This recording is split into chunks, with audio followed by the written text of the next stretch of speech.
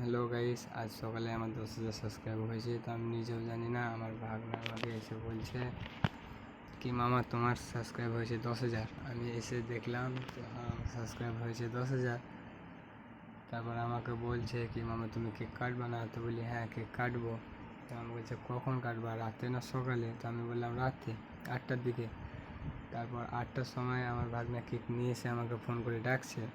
তো আমি বললাম কি যাচ্ছি, দাঁড়াও। গিয়ে দেখলাম কি সব বন্ধু একসাথে আছে। আমাকে অনেকটাই ভালো লাগলো কি যখন সব বন্ধু একসাথে আছে, ভালো লাগবে আশা করে। আর গাইস তোমরা তো জানো কি 10,000 সাবস্ক্রাইব হলে কতটা ভালো লাগে। তোমাদেরও তো ইউটিউব চ্যানেল আছে, তোমরাও তো আশা করে আছো কি আমার 2,000 যোগ, 3,000 যোগ, 4,000 যোগ, 5,000 যোগ, কি আমার মতনই 10,000 যোগ। তো গাইস অনেকটাই ভালো লাগলো, কেক কাটলাম, সব বন্ধু ছিল। তারপর আমাকেও অনেকটাই ভালো লাগলো কি তোমরাও এত ভালোবাসা দেখালা আমাকে। আর আমি ভাবতেও পারিনি কি তোমরা আমাকে এতটা ভালোবাসা দিবে ইউটিউবে। তোমাদের কারণে আজ আমার 10,000 সাবস্ক্রাইব হয়েছে।